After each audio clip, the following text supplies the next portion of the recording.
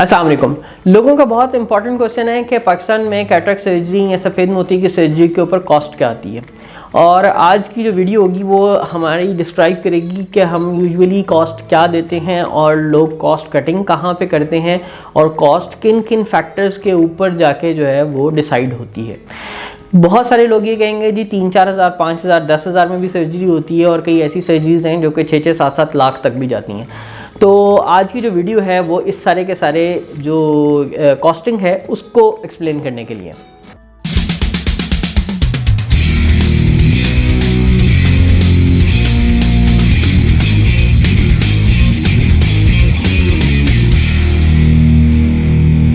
मेरा नाम डॉक्टर फैसल इकबाल है और मैं कंसल्टेंट आई स्पेशलिस्ट हूँ, कैटरेक्ट रिफ्रैक्टिव विट्रोरेटिनल सर्जन हूँ। अपनी प्रैक्टिस रन कर रहा हूँ DHA फेज़ 5 लाहौर में स्मार्ट आई सेंटर के नाम से।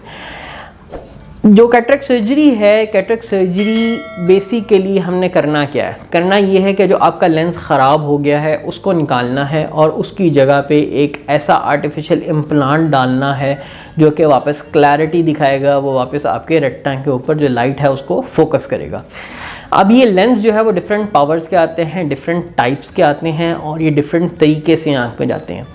1980s और 1970s के अंदर तक जो है वो हम आँख के अंदर लेंस नहीं डालते थे और वो आपने पुराने बाबों को देखा होगा या माइयों को देखा होगा, उन्होंने मोटी सारी ऐनक लगाई होती थी। तो वो जब लेंस आपकी आँख के अंदर नहीं जाता तो वो तकरीबन +10 या +12 की जो ऐनक लगती है मोटी सारी, वो आपको बाहर से लगानी पड़ती है। तो बेसिकली हमने आँख के अंदर जो लेंस डिज़ाइन किया है वो ऐसे किया है कि वो आँख के अंदर वो पावर अप्लाई कर दे और उसका साइज़ ऐसा हो कि वो आपके रेटिना के ऊपर फोकस्ड हो, तो उसकी वजह से आपको दूर के जो ऐनक है उसका नंबर नहीं लगाना पड़ता। सो ये जो लेंस है बेसिकली इसकी जो सर्जरी है उसकी कॉस्ट क्यों चेंज आ रही है, इसके बेसिकली 4 फैक्टर्स हैं। नंबर 1 तो जो सर्जन का एक्सपीरियंस है, जो सर्जन है वो कितना एक्सपीरियंस्ड है और वो कितनी जो है वो सर्जरी कर चुका है। तो यूजुअली जो आपको सर्विसेज ऑफ़र की जाती हैं वो अगर एक अनाड़ी सर्जन है, वो अभी एक एक्सपेरिमेंटल सर्जन है, तो वो आपको शायद इतना चार्ज ना करे। एक बंदा जो बहुत एक्सपर्ट हो चुका है इस सर्जरी के अंदर वो डेफिनेटली ज़्यादा चार्ज करेगा। सेकेंडली जो डिस्पोजेबल्स आपकी आँख में यूज़ होने हैं उसकी कॉस्ट क्या है, उसमें से सबसे मेजर जो कॉस्ट है वो लेंस की कॉस्ट है। अब लेंस की कॉस्ट को हमें एक्सप्लेन करता हूँ गाड़ियों की कॉस्ट के साथ। बेसिकली अब आप देखेंगे कि एक सुजुकी मेहरान है, एक टोयोटा करोला है और टोयोटा की ही एक जो है वो फॉर्च्यूनर है या लैंड क्रूज़र है। तो अब आपकी जो रिक्वायरमेंट है, फॉर एग्जांपल आपका गुजारा जो है वो सुजुकी मेहरान के साथ भी चल जाता है, लेकिन जब क्वालिटी आप अच्छी चाहते हैं तो आप कहते हैं मैं होंडा लूँगा या सिविक लूँगा या मैं जो है वो टोयोटा करोला लूँगा, आर्टिस लूँगा, या फिर अगर आपकी जो है 4x4 की रिक्वायरमेंट है तो आप कहते हैं नहीं मुझे इससे भी अच्छी जो है वो चाहिए क्वालिटी, तो मैं फॉर्च्यूनर लूँगा या लैंड क्रूज़र लूँगा। In the same way lenses जो हैं वो डिफरेंट ब्रांड्स के हैं, डिफरेंट कॉस्ट के हैं, डिफरेंट ओरिजिन के हैं।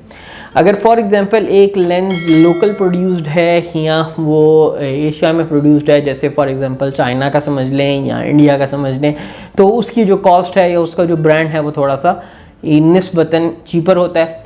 ऑन दी अदर हैंड अगर यही लेंस आप इंपोर्ट करवाते हैं यूरोप से या अमेरिका से तो वो जो है आपको वो वाली कंपनीज़ के जो लेंसेज हैं वो आपको महंगे मिलेंगे।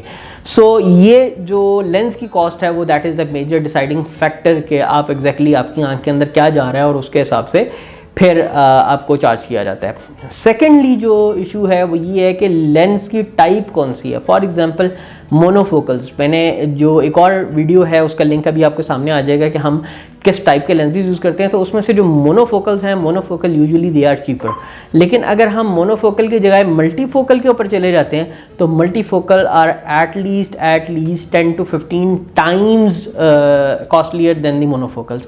और अगर उसके साथ हमें टॉरिक भी डालना पड़ता है तो मोनोफोकल टॉरिक जो है वो थोड़ा सा सस्ता मिलेगा, लेकिन अगर मल्टीफोकल टॉरिक होगा तो वो और भी महंगा मिलेगा। तो इसलिए जो कॉस्ट है वो हमें एक्सप्लेन करते हैं कि जब तक आप विजिट नहीं करते, जब तक आपकी आंख का प्रॉपर एक एग्जामिनेशन नहीं होता और हम डिसाइड नहीं करते कि आपकी विजुअल रिक्वायरमेंट क्या है, आपकी आंख को चाहिए क्या, तब तक हम उसको कॉस्ट एग्जैक्टली नहीं बता सकते। थर्ड इशू जो है वो ये कि स्टरलाइजेशन और जो ऑपरेशन थिएटर का जो सारा का सारा काम है, लेंस डालते हुए आपकी आंख में और बहुत सारी चीज़ें यूज़ होनी है जिसमें ब्लेड है, जेल है और डिस्पोजेबल्स हैं, जो मशीन, जो लेज़र हम प्रैक्टिकली यूज़ करते हैं, जो फेको की ट्यूबिंग है, जो बाकी सारी चीज़ें हैं। तो अगर फॉर एग्ज़ाम्पल हम एक पेशेंट के लिए एक पूरी किट तैयार करते हैं तो वो डेफिनेटली उसकी कॉस्ट ज़्यादा है।